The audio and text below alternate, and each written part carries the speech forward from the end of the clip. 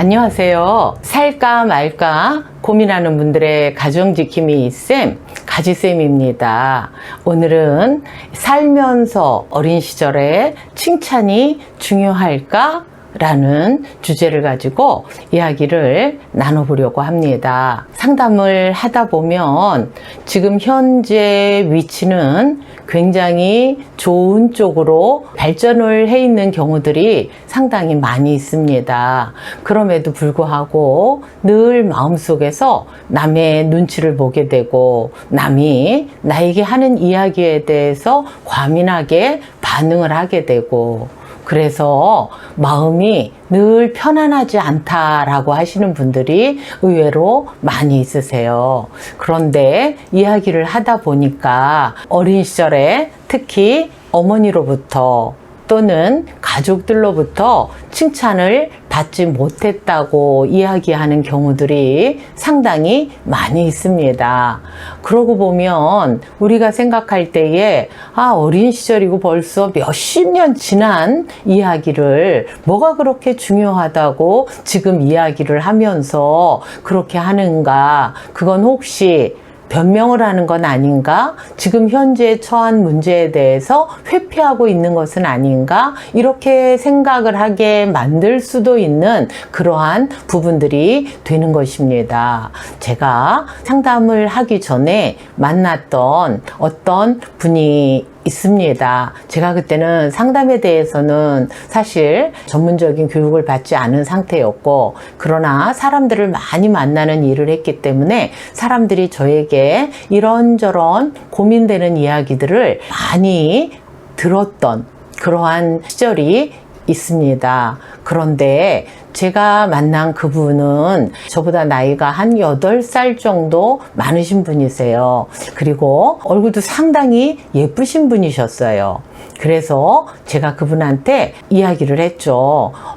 얼굴이 상당히 예쁘시고 미인이시라고. 그랬더니 그분이 자기는 얼굴이 예쁘지 않다고 그러면서 고개를 이렇게 설레설레 이렇게 흔들더라고요. 그러면서 지갑에서 뭐를 보여주는데 아가씨 때의 사진이에요. 그래서 옛날에는 한 장지갑을 많이 가지고 다녔거든요. 근데 그 장지갑 속에 보통은 증명사진이라고 그래서 주민등록증 같은 데 사용하는 아주 작은 사진, 그런 것들을 그때는 서류에도 많이 붙이고 그래서 지갑 속에 이렇게 넣고 다니는 사람들이 많이 있었는데, 그 사진을 아가씨 때 사진이라고 그러면서 꺼내서 보여주는데 너무너무 예쁜 거예요.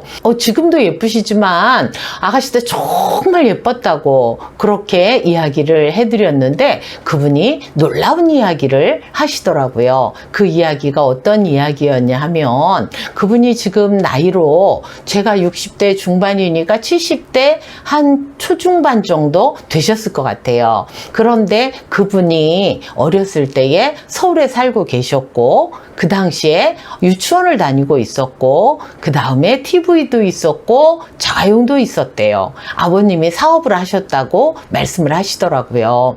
그래서 어린 시절이 굉장히 부유한 상태에서 생활을 했는데, 사업을 하시다가 어느 순간에 그 사업이 부도가 나고, 그러면서 어머님이랑 본인이 남동생 한 분이랑 같이 어떻게 살게 되었냐 하면, 어떤 삭세방에 들어간 것도 아니고 남의 집 벽에다가 박스로 얼기설기 이렇게 붙여가지고 거기서 살고 있었다고 이야기를 했습니다. 제 머릿속으로는 글쎄 그게 어떤 상태인지 상상은 안 가지만 일반적인 지배 형태는 아니었다라는 정도까지는 이제 생각을 할 수 있었습니다. 그런데 이분이 학교를 갔다 와서 밥을 먹으려고 그러면 보통 물에다가 말아가지고 김치하고 이렇게 이제 밥을 먹었었는데, 엄마가 거기에다 대고 막 뭐라고 나쁜 말을, 욕을 막 섞어서 하셨답니다. 아마 어머님도 아버님이 사업하시니까 그때 당시만 해도 맞벌이나 뭐 이런 거는 없던 시절이니까 그냥 내조한다 생각하시고 그냥 편안하게 사셨던 분이 분인 것 같아요. 그러다가 갑자기 남편이 부도가 나고 남편이 이제 연락이 끊긴 상태로 잘 집에 오지도 않고 이런 상황이 되다 보니까 본인이 혼자 그걸 감당하려니 너무너무 힘들어서 그걸 사랑하는 딸이었지만 그 딸한테 그 스트레스를 풀었던 것 같습니다. 뭐 방법이 옳다 그런 거는 아니지만 그런 상황 속에서 그런 일들이 일어날 수 있었겠다라고 생각은 해보는 거죠.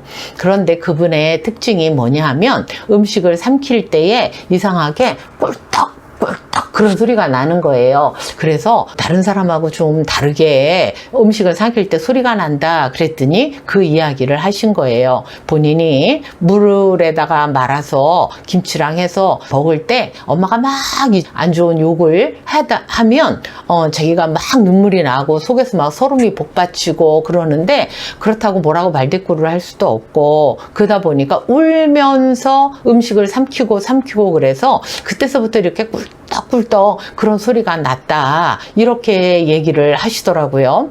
그래서 제가 뭐 그런 거에 대해서 아는 것도 없고 그러니까 그런가 보다 라고 생각을 했던 적이 있는데요. 그렇게 고통스러운 상황에서 울면서 음식을 삼키면 그럴 수 있겠다 싶은 생각도 들었습니다. 그 다음에 처음에 시작했던 이야기로 가서 이야기를 다시 시작하자고 한다면 학교를 졸업하고 직장을 다니게 됐답니다. 그러자 직장에서 남자 직원들이 미스 김 참 예쁘다 이제 이런 이야기를 해주면은 본인은 그게 놀린다고 생각을 했지 본인이 예쁘다는 생각을 해보지 못했다는 것이에요. 그래서 본인은 잘하는 것도 많고 여러 가지로 장점도 많은 그리고 또 얼굴도 예쁜 그러한 아가씨였는데도 불구하고 그런 것들을 받아들이기가 쉽지가 않았다. 그래서 자기를 놀린다고 생각을 했다라고 말을 했던 적이 제가 상담을 하면서 늘 기억이 나는 것입니다.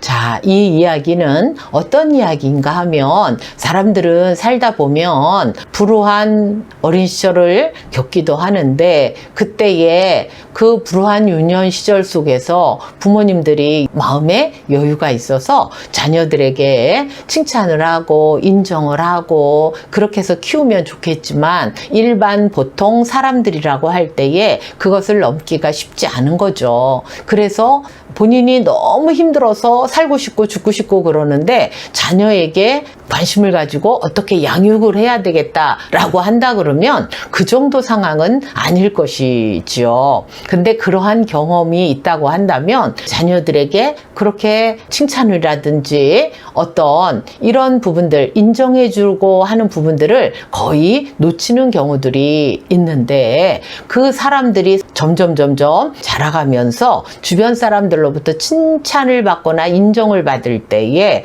너무 어색하다는 거지요. 마음속에서는 간절히 칭찬받기를 원하고 인정받기를 원하는 부분이 누구보다도 더 강력하고 그 욕구가 강한 것은 사실입니다. 그럼에도 불구하고 실제적으로 주변에서 칭찬이나 인정을 해줬을 때에 그것을 그대로 받아들이는 게 상당히 어렵다고 이야기들을 많이 하십니다. 그래서 그냥 쉽게 생각하면 예를 들어서 이거 너무 잘하시네요.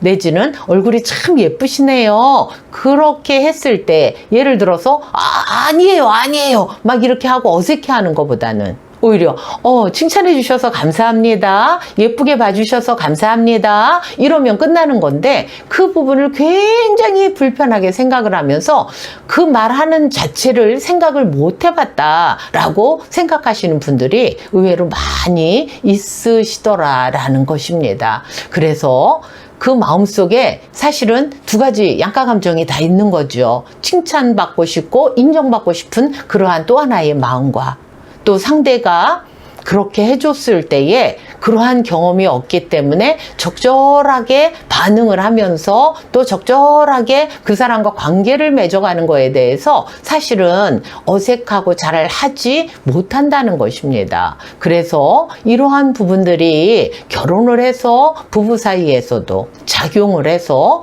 남편이 아내가 나에게 칭찬해주고 인정해주기를 간절히 원하지만 그러나 해줬다고 해서 그걸 그렇게 고맙게 받아들일 수 있는 마음의 준비도 사실은 덜 되어 있다라고 하는 것을 말씀을 드리는 것입니다. 그대로 쉽게 생각하시면 됩니다. 사람은 누구나 다 칭찬받고 인정받는 거 좋아합니다. 그러나 좀 더 그렇게 받는 것을 원하는 분들이 있는 거죠. 그럴 때에 받기를 원하는 마음속에서 누군가가 칭찬을 해줬다고 한다면 제가 지금 방금 말씀드린 것과 같이 칭찬해 주셔서 감사합니다. 예쁘게 봐주셔서 감사합니다. 이렇게 하면 그냥 간단하게 끝날 수 있는 거예요. 왜냐하면 나는 계속 못해야 되는 사람, 혼나야 되는 사람, 그런 사람이 아니잖아요. 예를 들어서 어린 시절이 불우하다고 해서 뭐든지 다 못하고 어른이 돼도 맨날 혼만 나야 되는 그러한 사람은 아닌 것이지 않습니까? 내가 내 스스로가 내 가치를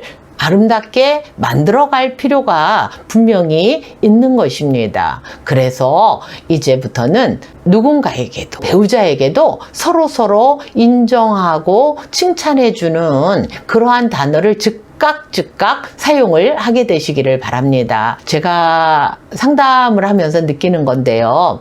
칭찬하거나 인정하는 거에 대해서는 굉장히 잘 어색해하고 안 하세요. 그러는데 상대를 비난하거나 욕하거나 이런 거에 대해서는 순간에 훅 하고 올라오면 여기서 거름장치가 없이 그냥 확 다 내뱉어가지고 서로 그것 때문에 싸우시는 분들이 의외로 많으세요. 그러니까 이 센스가 감정 부분에서 고장이 난 거죠. 그래서 이걸 고칠 수 있는 방법이 뭐냐 그러면은 좋은 이야기, 칭찬하는 거, 고맙다고 하는 거는 생각할 거 없이 그 자리에서 그냥 즉각 하는 거예요. 그러나 상대를 공격하거나 비난하거나 하는 이야기가 속에서부터 자기도 모르게 훅 하고 올라온다고 한다면 그거는 삼키는 겁니다. 생각을 좀 더 해보는 겁니다. 그래서 내가 이 이야기를 했을 때 어떤 게 유익한가를 한번 따져봐야 돼요. 내가 이 이야기를 했는데 나한테 유익한가? 아니면 상대에게 유익한가? 한번 생각해 보는 거죠. 그런데 내가 그 이야기를 안 하면 속이 터져 죽을 것 같아가지고 이야기를 했다. 나쁜 이야기를 했다. 그럼 시간이 지난 다음에 사과하는 사람이 누가 될까요? 상대가 아니라 내가 되는 거잖아요. 그러면 내가 그렇게 과하게 반응한 거에 대해서 사과를 해야 되는 상태라고 한다면 내가 그 말을 안 했어야 옳다라는 것이죠. 이거를 처음에는 잘 안 될 거예요. 그러나 계속적으로 머릿속에, 마음속에, 염두에 두고 계속적으로 시도를 한다고 한다면 실패할 때도 있고 성공할 때도 있고, 그러나 실패한 다음에 느낌이 어떤가?